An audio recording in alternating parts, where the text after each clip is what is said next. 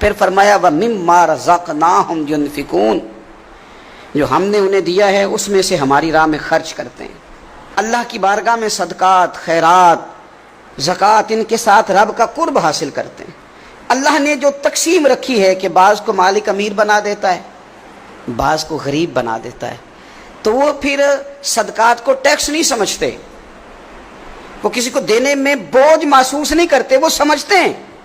یہ تو مالک کی تقسیم ہے، میرے اس نے ذمہ لگایا ہے، میں نے دینا ہے۔ وہ سمجھتے ہیں کہ اللہ تبارک و تعالیٰ نے فضل کے ساتھ میرے ذمہ لگایا تھا کہ میں جاؤں اور اللہ کے کچھ بندوں کو میں اللہ کے دیے ہوئے رزق سے دوں۔ کچھ مفسرین نے یہاں بات کو اور کھولا ہے، وہ کہتے ہیں رزق سے مراد ہے جو بھی اللہ نے دیا ہے، پیسے دیے ہیں تو وہ اللہ کے رستے میں دے، علم دیا ہے تو اسے بانٹے، اگر کسی کو اللہ نے معرفت دی ہے تو اپنے فیض سے لوگوں کو قریب کرے اللہ کے، وہ پھر وہ علم آگے بانٹے، وہ تقسیم کرے۔ تیرے پاس جو کچھ بھی ہے نا دیا ہوا تو رب کا ہے، تو نہ بچا بچا کے تو رکھ اسے، تیرا آئینہ ہے وہ آئینہ، شکستہ ہو تو عزیز تر ہے نگاہ آئینہ ساز میں، تو اسے بانٹنا شروع کر، تو دینا شروع کر۔ اور لوگوں کا خیال ہوتا ہے کہ بانٹنے سے کم ہوتا ہے، نہیں، بانٹنے سے بڑھتا ہے۔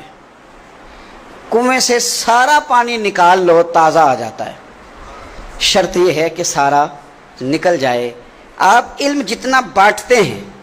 اتنا یہ بڑھتا ہے۔ آپ جب بات کر رہے ہوتے ہیں، علم دے رہے ہوتے ہیں، تو وہ صرف دوسروں پر اثر تو نہیں کرتی، جب آپ بات کرتے ہیں تو آپ کی بات آپ پر بھی اثر کرتی، تو آپ کا علم بانٹنے سے مضبوط ہوتا ہے،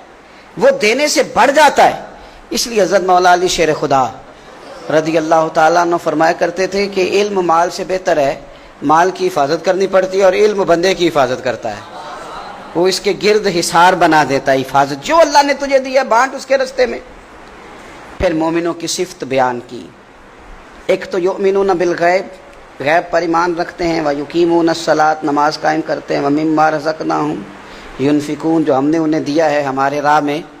خرچ کرتے ہیں۔ اور پھر فرمایا والذین یؤمنون بما انزل الیک، اور جو ہم نے آپ کی طرف نازل کیا حبیب وہ اس پر ایمان لاتے ہیں، کتاب کو، قرآن کو سینے سے لگا کے رکھتے ہیں، اس کے ایک ایک حرف کو وہ اپنے لیے دستور حیات سمجھتے ہیں، ایمان لاتے ہیں پختہ۔ وما انزل من قبلک، اور اس پر بھی ایمان لاتے ہیں جو آپ سے پہلے نازل کیا گیا، آپ سے پہلے جو نازل کیا گیا اس پر بھی وہ ایمان لاتے ہیں، یعنی تورات ہے، زبور ہے، انجیل ہے، اگرچہ کتابیں بدل دی گئی ہیں پر اللہ کی کتابیں تو تھی، ان کے جو احکامات موجود تھے اس پر وہ ایمان لاتے ہیں، ایمان رکھتے ہیں۔ ایک بات اور بھی یہاں سے ختم نبوت کا مسئلہ بھی حل ہوتا ہے۔ کہا گیا ایمان دو چیزوں پہ ہے، والذین یؤمنون بما انزل الیک وما انزل من قبلک، ایک اس پر ایمان لاتے ہیں جو آپ پہ نازل ہوا اور ایک اس پر جو آپ سے پہلے نازل ہوا۔ یہ نہیں فرمایا کہ آپ کے بعد بھی کچھ نازل ہوگا، پہلے نازل ہوا جو آپ پر نازل ہوا، آپ کے بعد کچھ بھی نازل نہیں ہوگا۔ بتا دیا قرآن مجید نے یہاں کہ ختم ہو گئی بات، رسول پاک علیہ السلام پر بات ختم ہو گئی، نبوت کا سلسلہ رب نے ختم کر دیا، زندگیاں ختم ہوئی اور قلم ٹوٹ گئے، پر تیرے اوصاف کا ایک باب بھی پورا نہ ہوا، ختم کر دی بات، یہاں مالک نے ختم کر دی۔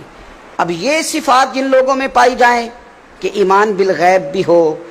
نماز کا قیام بھی ہو، اللہ کے رستے میں خرچ بھی ہو، جو پہلے نازل کیا گیا اس پر ایمان ہو، جو حضور پر نازل کیا گیا اس پر ایمان ہو، تو رب کیا فرماتا ہے؟ فرمایا اولئک علی ھدی من ربہم، یہی لوگ ہیں